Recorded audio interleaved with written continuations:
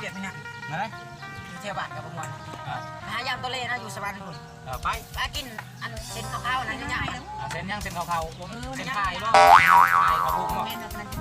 ไม่ผมเป็นพายอะไรได้โอ้เส้นเฟอร์ฮะกินเขาไว้สีเท้าอะไรเขาไว้สีเท้าสีย่างสีตายตายแต่ได้สีตาย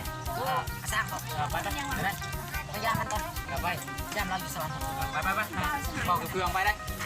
และสีย่างเอาลูกขี่รถนี่นะโอ้ย่างไปเลยแหละถ้าผมมีรถ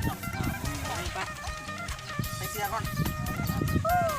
สั่งเลยโอ้เครื่องมันอะไร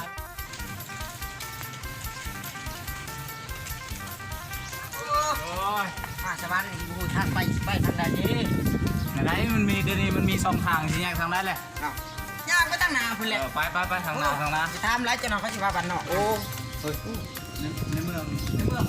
รถหลายนะโอ้เมืองโอ้เป็นสร้างหลายเพื่อนทำกันบ้านเฮาคือบ่มีโอ้บ้านเฮาคือมีแต่ตูบเพื่อนเฮ็ดทำกัน2 อันทำมานี่โอ้บ่เป็นสักอันที่บ้านเฮานี่มันบ่มีเลยมันบ่มีอ่ะบ้านเฮามีแต่หญ้าเด้บ้านเรามีแต่แฟนกันนี่มีเขาจะมาเฮาบ้านนอก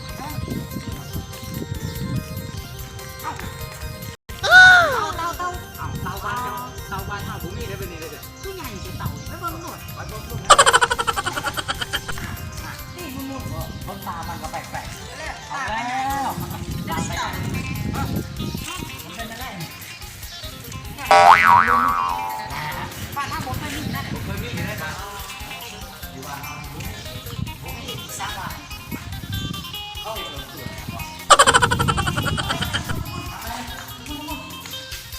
ทำแล้วเขาจะว่าเขาก็นอน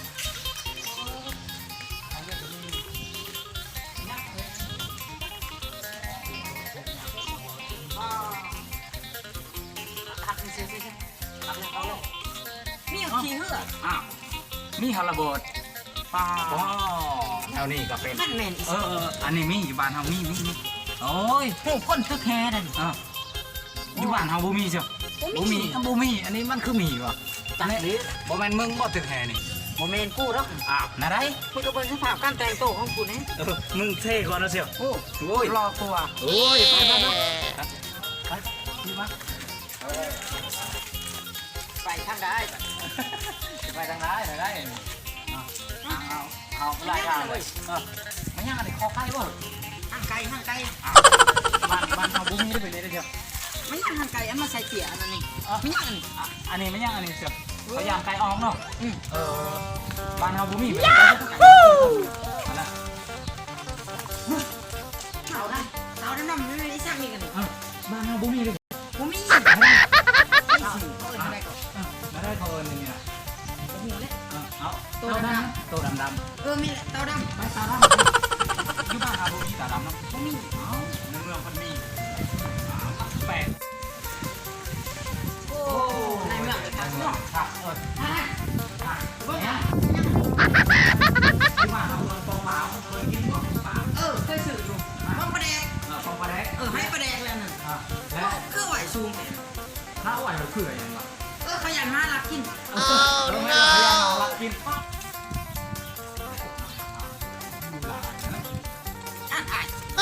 ที่เนี่ยแปลกๆก็ได้อะไร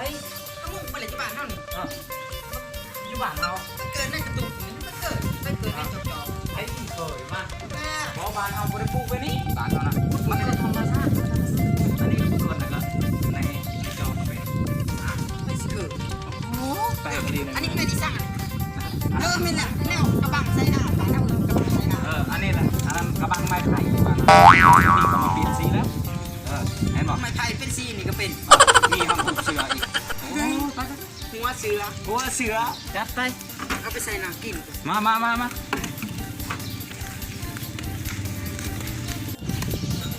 ั้งย่างไก่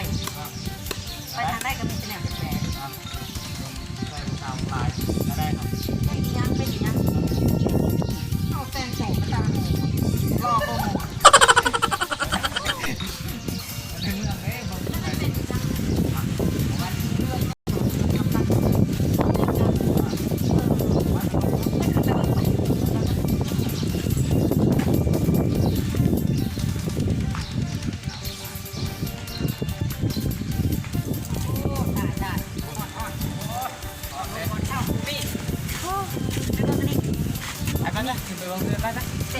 ได้เลยอ๋อมือเลย มาที่ไหนไง ง่ายที่เดินทำกัน อ่ะให้ซะที่อื่น ขาวๆนี่ผมไปทางนอกเนาะ โอ้ยดอกไม้ โอ้ยผมไปดอกเพิ่งเนาะดอกเพิ่งมันเป็นสีขาวแปลกประหลาดผมไม่ ไม่เข้ามา โอ้เบิ่งไม่แปลกที่บ้านเขาเขาพูดอยู่ลูก อันนั้นยังไอ้คือเห่าสองคน อะไรอะไรหมดเอาแน่นะเอาสีนากับสีขึ้นอะไรเนี่ยกูกองรักฉันก่อนนะงอนได้ยังไงวะนี่รถจักร มันเปิดประตูให้ให้อยู่ ให้อยู่นี่บ่ให้อยู่เขาไปตัวจีนนะมันจะม่วงไหน ไม่ได้